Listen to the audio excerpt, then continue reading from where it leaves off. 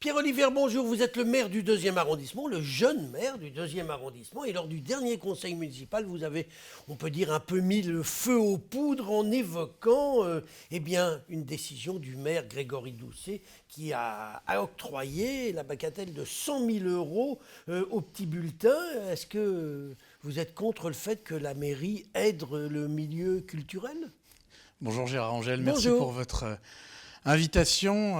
Écoutez, oui, au dernier conseil municipal de Lyon, nous avons voté le fameux plan culturel, du moins la première enveloppe de 3 millions d'euros. Et dans ces 3 millions d'euros, il y avait naturellement une subvention de 100 000 euros pour le petit bulletin. Alors dans l'absolu, évidemment, nous sommes pour aider l'ensemble des acteurs culturels. Ce qui nous surprend, évidemment, c'est le montant alloué à ce journal. Et d'autant que certaines institutions, comme le Théâtre des Célestins, qui est dans le 2e arrondissement, ou le Théâtre de l'Odéon, ont eu soit la même somme, soit moins. Voilà ce qui nous a interpellés. Et puis Le Théâtre Comédie Odéon a eu plus puisqu'ils ont eu 120 000 euros. C'est la plus grosse subvention. Et la Maison de la Danse, par exemple, a eu moins. Exactement.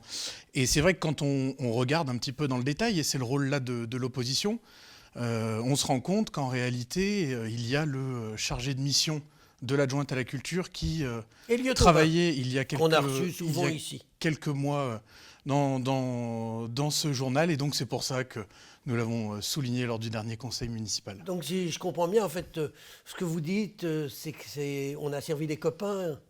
Non, je dis pas ça, je dis juste que voilà, il y a d'autres médias qui auraient pu prétendre à ça, il y a d'autres organismes qui auraient pu prétendre à des subventions, et donc peut-être une équité plus importante.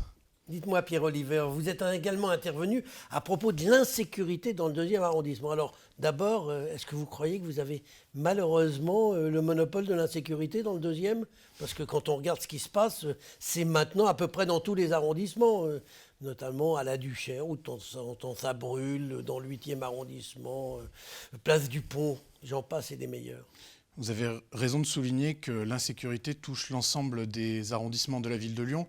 Et d'ailleurs, quand j'interpelle le maire de Lyon et son adjoint à la sécurité, c'est naturellement dans le cadre de mes fonctions de maire d'arrondissement pour la presqu'île, mais c'est aussi avec mon groupe politique pour l'ensemble des arrondissements de Lyon.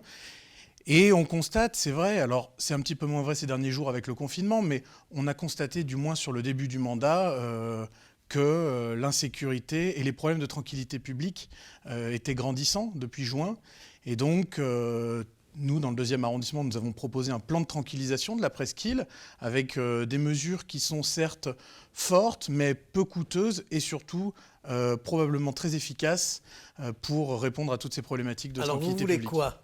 C'est quoi vos mesures ? Nous avons proposé d'installer, vous savez, des bornes escamotables pour éviter notamment les rodéos la nuit, d'installer des caméras supplémentaires. On a demandé aussi le recrutement d'une vingtaine de policiers municipaux dédiés au 2e arrondissement. Quand on prend le chiffre juste pour comparer à des villes de la même taille, 33 000 habitants, nous avons l'équivalent d'un policier municipal pour 3 000 habitants, là où la plupart des communes en ont un pour 1000. Donc c'est pour ça, voilà, nous avons fait un plan qui correspond en réalité à nos besoins. Alors, vous parlez de l'insécurité, vous parlez des nuisances, mais enfin ça date de juin, peut-être un peu plus, mais pas beaucoup plus. Moi qui habite la presqu'île, je peux vous dire, si vous habitiez la presqu'île depuis aussi longtemps que moi, vous sauriez que les rodéos, ça date pas de la nouvelle municipalité de M. Doucet. C'est remonté bien avant la municipalité de Gérard Collomb, mais ça maintenant sont vos amis, donc vous ne pouvez pas en dire de mal, puisque vous avez comme adjoint dans votre arrondissement un ancien supporter de Gérard Collomb. Disons que les problèmes sur toute la partie Nord-Bellecour, cela perdure depuis maintenant près de 2 ans. Mais c'est vrai qu'il y a eu une accentuation depuis juin. Et d'ailleurs, ça s'est étendu à d'autres périmètres de la presqu'île. Donc c'est pour ça que nous sommes intervenus, et notamment à Confluence, où nous avons assisté à des rodéos sur les quais. Nous avons assisté à un certain nombre de problématiques de trafic en tout genre, notamment aussi sur la partie Sud-Perrache. Et donc, oui, il y avait des problèmes avant, mais disons qu'ils se sont étendus, et voire même ils se sont aggravés dans certains cas. Pierre-Olivier, vous parlez de la vidéosurveillance, vous voulez mettre plus de caméras.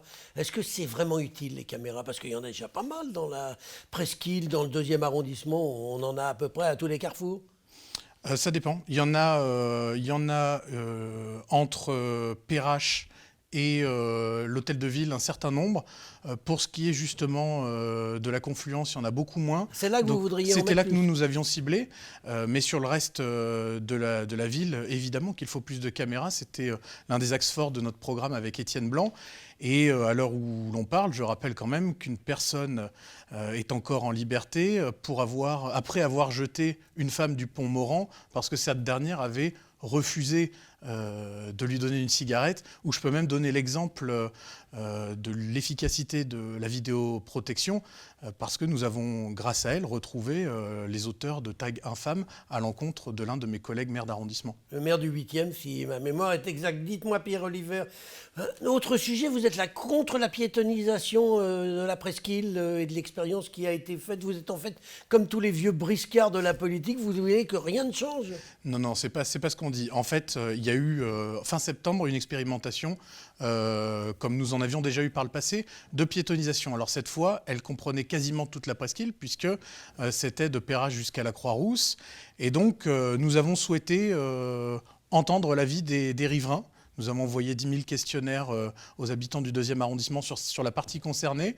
Et nous avons eu, alors à ce jour, parce qu'on en a eu d'autres depuis la dernière conférence de presse, mais on est autour de 1300, 1350 retours effectifs, donc ce qui fait près de 13% des questionnaires que nous avons envoyés. Et c'est vrai que le retour des riverains est pour le coup plutôt négatif. Mais on sait que c'est toujours ceux qui ne sont pas contents qui s'expriment. À l'inverse, on en a eu aussi, on en a eu 25% qui étaient très favorables. Et donc, nous voulions mesurer un petit peu quel était l'avis de la population sur ce secteur-là. En réalité, nous préconisons, si vous voulez, ce qui s'est fait sur la rue Bellecordière, c'est-à-dire un axe dédié aux piétons, mais où les voitures peuvent quand même circuler si besoin. Je pense que c'est un axe de réflexion pour la nouvelle municipalité. Donc, ce que vous voulez, en fait, c'est des rues piétonnes ouvertes aux voitures. Tout à fait. Eh bien, on aura bien compris. Pierre Oliver, je vous remercie.